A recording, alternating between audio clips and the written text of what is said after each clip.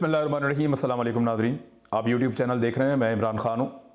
एक तस्वीर है, बहुत सारे मीडिया के लोग और तज्ज़ियाकार सो कॉल्ड और इवन PMLN के लोग भी उसको शेयर कर रहे हैं और वो ये कह रहे हैं कि मियाँ नवाज शरीफ साहब भी 4 फरवरी 2016 को उस वक्त के आर्मी चीफ जनरल राहील शरीफ के साथ वो गए थे बलूचिस्तान में। वैसे वो तरक्याती मामलात का एक दौरा था। अवारान पीछे एक बोर्ड के ऊपर लिखा हुआ आपको नज़र भी आ रहा होगा।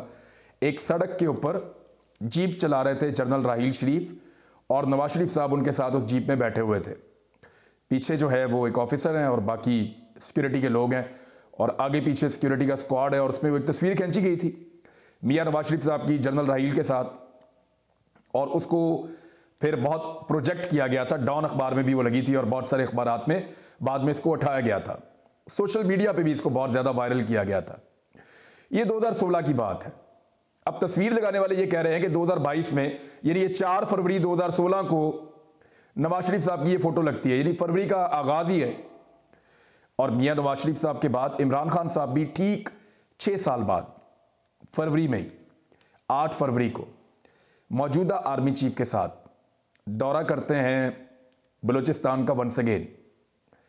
और इस दौरे में हालात मुख्तलिफ हैं। वहाँ पे ऑपरेशन हुआ, ऑपरेशन के नतीजे में एक कामयाब ऑपरेशन है। दहशतगर्द बहुत सारे मारे गए, एक बड़ा मुश्किल ऑपरेशन था। तो फौजियों की हौसला अफजाई के लिए इमरान खान साहब गए, उनकी तनख्वाहों में इजाफे का ऐलान भी किया और आर्मी चीफ मौजूद थे, सिक्योरिटी के ऊपर और ऑपरेशन के ऊपर ब्रीफिंग भी ली। और फिर दीगर जो तरक्याती मामलात हैं बलूचिस्तान में, CPEC, वहाँ की गवर्नमेंट और दीगर इशूज़, उनके ऊपर भी इमरान खान साहब ने बात की है। अब मामला यह है कि इन दो चीज़ों को जोड़ा जा रहा है कि नवाज शरीफ साहब के साथ भी फौज ऐसी थी, ये तो धोखा है, और इमरान खान साहब के साथ भी फौज ऐसे है, ये भी धोखा है। मेरे ख्याल में नवाज शरीफ साहब को फौज ने धोखा नहीं दिया, नवाज शरीफ साहब ने इस कौम को धोखा दिया। नवाज शरीफ में और इमरान खान में कुछ चीज़ों का बुनियादी फ़र्क है और फ़र्क है करतूतों का। दोनों के करतूत और दोनों का तरीक़ाकार और दोनों की ज़िंदगी मुख्तलिफ है। यानी कहाँ नवाज शरीफ साहब जिनकी दुनिया भर में जायदादें, जिनके बच्चे गैर मुल्की शहरी, जिन्होंने पाकिस्तानी होने के बावजूद पाकिस्तान से बाहर मनी लॉन्ड्रिंग की, कहाँ नवाज शरीफ साहब जिनके पापड़ वालों के अकाउंट, जिनके चपड़ासियों के अकाउंटों के अंदर जो है वो अरबों रुपए आते हैं, और कहाँ इमरान खान जिसकी जितनी जायदाद है सारी डिक्लेयर्ड है। जब उसको अदालत ने पूछा बताओ, उसने लाके मनी ट्रेल दे दिया, 20 साल से ज़्यादा पुराना मनी ट्रेल लाकर दे दिया और देकर कहा जी ये मेरा हिसाब किताब है। अदालत ने उसकी वेरिफिकेशन की और फ़र्क किया ये कहकर कि ये सादिक और अमीन है। और कहाँ नवाज शरीफ साहब जिनके साथ बहुत सारी चीज़ें जुड़ी हुई हैं, लंदन के फ्लैट्स, आज तक मनी ट्रेल नहीं आया। उनके बदले में आया क्या? कभी कैलिबरी फंड आ गया, कभी कतरी खत आ गया। अब इमरान खान ने तो कतरी खत नहीं दिया, ना इमरान खान ने कोई कैलिबरी फंड दिया। उन्होंने बैंकों की ट्रांजैक्शन का रिकॉर्ड दिया कि ये पैसे इस तरीके से आए, इस तरीके से इस्तेमाल हुआ और मैं बाहर से पाकिस्तान लेकर आया हूं, पाकिस्तान से बाहर नहीं लेकर गया। नवाज शरीफ साहब आज तक ये नहीं बता पाए कि उनके पैसे इन फ्लैटों को बनाने के लिए पाकिस्तान से बाहर कैसे गए, उन्होंने इतनी जायदादें पाकिस्तान से बाहर कैसे बनाई। डॉन लीक्स जो है वो नवाज शरीफ साहब ने किया था अपने दौर में, इमरान खान साहब ने नहीं किया। यानी ये करतूतों का फर्क होता है जो आदमी को उसके लिए मुश्किलात पैदा करता है या उसके लिए हालात को मुवाफिक बनाता है। अब इमरान खान तो अकामे पे नौकरी नहीं कर रहे किसी मुल्क में, नवाज शरीफ साहब अकामे पे नौकरी कर रहे हैं कहां पे? UAE में, अपने बेटे की कंपनी में।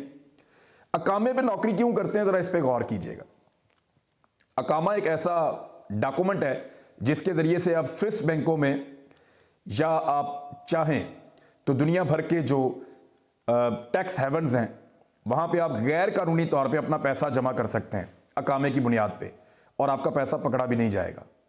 अकामा इसलिए होता है, नौकरी वोकरी करने के लिए थोड़ी होता है। नवाज शरीफ को कोई नौकरी की ज़रूरत थोड़ी थी कि वहाँ पे जाके कोई 50,000 दिरहम या 10,000 दिरहम महीने के कमा लेंगे, 1 लाख दिरहम महीने का कमा लेंगे, नहीं, ऐसा नहीं था। नवाज शरीफ साहब ने वो नौकरी, या इस तरह के लोग ये नौकरियाँ इसलिए करते हैं कि ये अपने पैसों को टैक्स हेवन्स के अंदर गैर कानूनी तरीके से मनी लॉन्डर करके छुपा सकें और वो पैसा पकड़ा ना जाए। क्योंकि जब पाकिस्तान पकड़ेगा तो पाकिस्तान कहेगा दिखाओ, वो कहेंगे जी हमारे पास तो इस आईडी कार्ड का बंदा ही कोई नहीं है, क्योंकि ये अकामे को इस्तेमाल करते हैं उन मुल्कों के अंदर अपने अकाउंट्स खोलने के लिए जो इलीगल और छुपे हुए अकाउंट्स होते हैं। ये वजह है अकामे की। इमरान खान का तो अकामा नहीं निकला, नवाज शरीफ साहब का निकला, उनके बहुत सारे साथियों का निकला।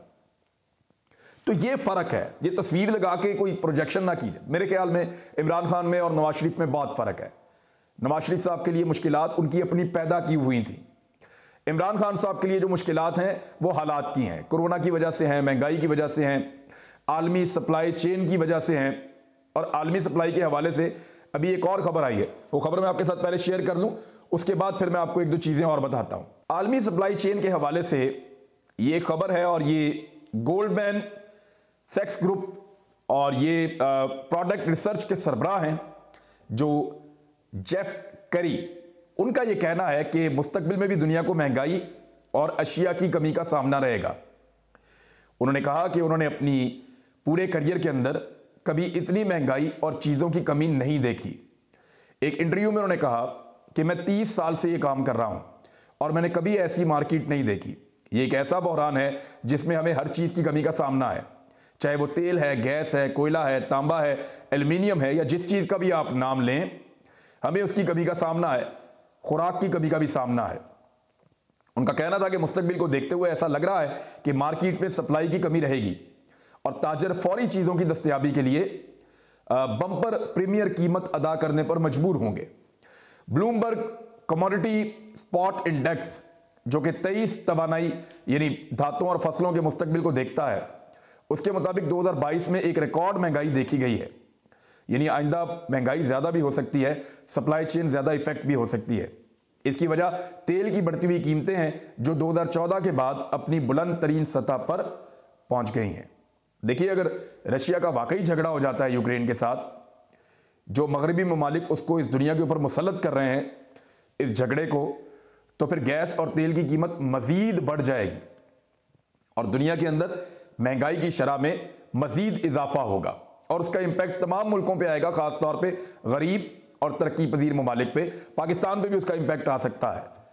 और अच्छी बात यह है कि ईरान को एक बहुत शानदार मौका मिला है। ईरान की डील हुई है, जौहरी डील अमेरिका के साथ, बड़े मुल्कों के साथ। तो ईरान के पास यह मौका है कि उसके ऊपर से कुछ पाबंदियां उठाई जा रही हैं। मजीद पाबंदियां जब ईरान के ऊपर से उठेंगी, हालात नॉर्मलाइज होंगे और ईरान अगर इसराइल के साथ जंग में नहीं जाता तो होगा ये कि पाकिस्तान को बहुत फ़ायदा होगा इस तजारत से। और पाकिस्तान क्योंकि इमीडिएट हमसाया है ईरान का, ईरान पाकिस्तान के रास्ते से इंडिया को भी तेल देना चाहता है, चाइना को भी देना चाहता है। तो ऐसे में इंडिया और चाइना की सप्लाई में पाकिस्तान का बहुत फ़ायदा होगा। पाकिस्तान को बहुत सस्ते नरखों में तेल और गैस मैसर आ सकेगी। ईरान पर से पाबंदियां उठने का सबसे बड़ा बेनिफिशियरी ईरान और दूसरे नंबर पे पाकिस्तान बन सकता है। तो ये एक फ़ायदा पाकिस्तान को हो सकता है। बहरहाल अभी ये क्योंकि आलमी हालात के साथ अब महंगाई जो और ये चीज़ें जो हैं वो जुड़ी हुई हैं, तो ये फ़ोटो की रेलिवेंसी नहीं है। एक चीज़ और है, मैं आपके सामने रख देता हूँ। कतर के अमीर के साथ इमरान खान साहब ने जो मुलाकात की चाइना में, वहाँ इमरान खान साहब की उनके साथ एक फ़ोटो है। बहुत सारे लोग इस फ़ोटो को भी शेयर करके ये कह रहे हैं कि जिस कतरी खत के ऊपर तनकीद करते रहे इमरान खान साहब, उसी कतर के अमीर के साथ खड़े होकर फ़ोटो बनवा ली। अगर इस बुनियाद के ऊपर के माजी की पॉलिटिकल क़यादतों ने या दो बड़े सियासी ख़ानदानों ने किन किन मुल्कों के साथ क्या कुछ किया है, इस बुनियाद पे अगर पाकिस्तान ताल्लुकात बनाएगा तो जितने इनके बखेड़े हैं ना, पाकिस्तान आधी दुनिया के साथ अपने ताल्लुकात ख़राब कर लेगा या अपने ताल्लुकात ख़त्म करने पड़ेंगे। यानी शरीफ ख़ानदान ने, भुट्टो ख़ानदान, जरदारी ख़ानदान ने जहाँ जहाँ तक माल पहुँचाया है, जहाँ जहाँ तक इन्होंने जायदादें और कारोबार बनाए हैं, जहाँ जहाँ तक इन्होंने लूटमार की है, मनी लॉन्ड्रिंग की है, जहाँ जहाँ इनके ताल्लुकात हैं माफियाज के साथ, तो वहाँ वहाँ पे अगर पाकिस्तान अपने ताल्लुकात ख़त्म करेगा तो आधी दुनिया से ताल्लुकात ख़त्म करने पड़ जाएंगे। कतर के साथ बतौर मुल्क पाकिस्तान के बड़े अच्छे ताल्लुकात हैं, वो हमेशा रहने चाहिए। लेकिन जहाँ तक मामला है कतरी खत का, उसको पाकिस्तान की अदालत भी नहीं मानती और पाकिस्तान का मीडिया और पाकिस्तान के लोग भी उसको नहीं मानते। ऐसे में इंडियन मीडिया ने एक फ़ोटो जारी की है। ये फ़ोटो ज़रा आप देखें, आपको तस्वीर का असल रुख नज़र आएगा। यानी इंडियन मीडिया कंफर्म कर रहा है कि वज़ीर आज़म इमरान खान के साथ क्या हो रहा है या क्या होने जा रहा है। 24 न्यूज़ है उनका, 24, और टॉप न्यूज़ उनकी एक स्टोरी आती है, उसमें उन्होंने बताया कि जो हमारी आज की टॉप न्यूज़ है वो ये है। इसमें इमरान खान साहब को सेंटर में रखा हुआ है और उनके आसपास उनके दुश्मनों को इकट्ठा किया है। भारत बता कैसे रहा है। उन्होंने एक तरफ मरियम नवाज की, नवाज शरीफ की, फजलुर रहमान की, बिलावल की और जरदारी की फ़ोटो लगाई है। शहबाज शरीफ साहब को उन्होंने भी नज़रअंदाज कर दिया। पाकिस्तान में भी PMLN शहबाज शरीफ साहब को नज़रअंदाज करती है तो उनको बाहर निकाल दिया। दूसरी तरफ उन्होंने BLA, BRA, BLF, BRG, SRA, ये वो दहशतगर्द तंजीमें हैं जो पाकिस्तान के ऊपर और पाकिस्तान की फोर्सेस के ऊपर अटैक करती हैं। दूसरी जानिब उनके दायरे बनाए हैं। यानी उनका ये कहना है, और तफसीली खबर में वो ये बता रहे हैं कि इमरान खान साहब को एक घेरा पड़ गया है। एक तरफ से उसको दहशतगर्द जमातें घेर रही हैं और ये वो हैं जो इंडिया के पेरोल पे हैं, ये वो हैं जिनको इंडिया सपोर्ट करता है, ये वो हैं जिनके पीछे इंडियन एलिमेंट्स मौजूद हैं। यानी पाकिस्तान के दुश्मन इनको सपोर्ट करते हैं, चाहे वो इंडियन हैं चाहे वो दीगर जगहों से हैं। इनको फंडिंग मिलती है, इनको हथियार मिलते हैं, ये उनका इस्तेमाल करते हैं पाकिस्तान की रियासत के खिलाफ।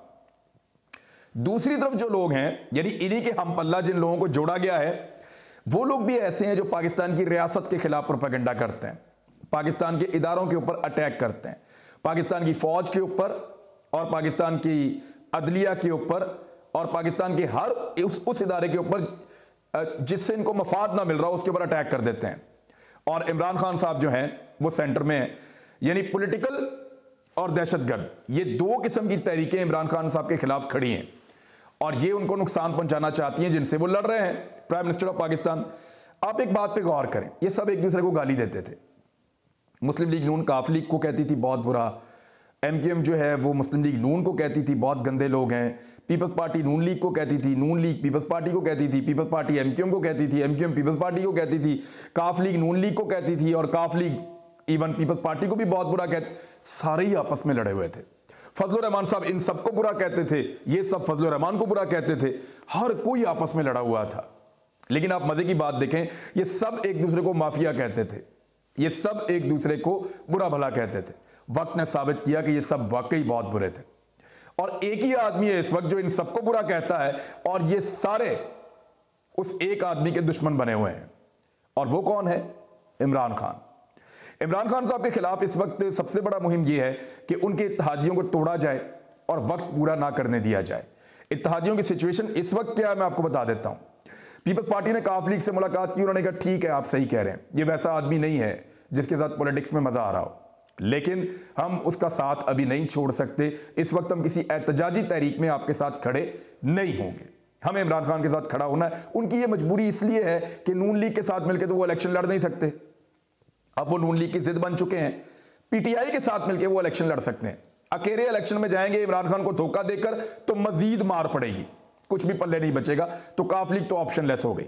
जहां तक MQM की बात है तो MQM अभी इमरान खान साहब को इसलिए नहीं छोड़ सकती कि पीपल्स पार्टी सिंध में उनका जीना हराम कर देगी। उनके पास एक ही जगह पे हुकूमत मौजूद है और वो वफाक में है। वो अभी हुकूमत नहीं छोड़ सकते, ना छोड़ना चाहेंगे। अगर इस वक्त इमरान खान का साथ छोड़ेंगे तो कराची के अंदर उनकी मकबूलियत गिरेगी और इमरान खान साहब हमदर्दी का वोट बाद में ज्यादा लेंगे, लिहाजा MQM भी हुकूमत नहीं छोड़ेगी। बलूचिस्तान अवामी पार्टी वो इक़्तिदार के अंदर मौजूद हैं और इस पार्टी के ऊपर एस्टेब्लिशमेंट का एक ठप्पा लगा हुआ है कि ये एस्टेब्लिशमेंट के मुताबिक चलती है, लेकिन इस वक्त ये मजीद वजारतें मांग रहे हैं। इनका ये कहना है कि बलूचिस्तान कार्ड को ये भी इस्तेमाल कर रहे हैं। इनका ये कहना है कि सिर्फ जुबैदा जलाल एक वफाकी वजीर मौजूद हैं बलूचिस्तान से, हमें 3 से 4 मजीद वफाकी वज़रा दिए जाएं, चाहे वो PTI अपने बंदे ले ले या हमारे ले ले। एक्चुअली ये वजारतें मांग रहे हैं, ये इस दबाव को या इस सिचुएशन को अपने हक में इस्तेमाल करने की कोशिश करेंगे, लेकिन ये कभी भी खुलकर, और इमरान खान साहब इनके ब्लैकमेल नहीं होंगे। वजह पता क्या है? ये कभी भी खुलकर अपोजिशन के साथ जाकर खड़े नहीं हो सकते, ये नहीं हो पाएंगे, इनसे होगा नहीं और अपोजिशन इनको अपने साथ में लाएगी भी नहीं, क्योंकि इनका और अपोजिशन का 36 का आंकड़ा है। लिहाजा बलूचिस्तान अवामी पार्टी की ये सिचुएशन है। GDA इस माहौल में खामोश है और वो पीपल्स पार्टी के साथ उनका शदीद अंदरून सिंध के अंदर इख्तलाफात हैं। इमरान खान साहब उनको सपोर्ट देते हैं अंदरून सिंध में और उनके पास वाहिद होप ये है कि वो इमरान खान के साथ मिलकर अंदरूनी सिंध के अंदर इलेक्शन लड़ें और उनके वोट बैंक से वो फायदा उठाएं, जबकि दोनों का वोट बैंक मिलकर मजीद सीटें निकालने के काबिल हो जाए। लिहाजा ये चारों इत्तेहादियों की जो सिचुएशन है वो ये है। लेकिन हैरत की बात यह है कि जितने लोग इमरान खान से इस वक्त नफरत कर रहे हैं, ये सब वो लोग हैं जो माजी में सब एक दूसरे को गाली दे चुके हैं। हालांकि अभी एमकेएम के लोग जब शहबाज शरीफ साहब के साथ बैठे तो उन्होंने अंदर खाने कहा कि इमरान खान का वो तर्जे सियासत है ही नहीं, वो ठीक ही नहीं है, सुबह कोई बात शाम को कोई बात, और उन्होंने बड़ी तनकीद की। लेकिन बाहर आकर वो तहरीक में शामिल नहीं हुए। काफ लीग वालों ने भी बहुत किया लेकिन वो तहरीक में शामिल नहीं हुए। सारे अपनी अपनी जबान बोलेंगे, वो सारे रवायती पॉलिटिकल पार्टीज हैं।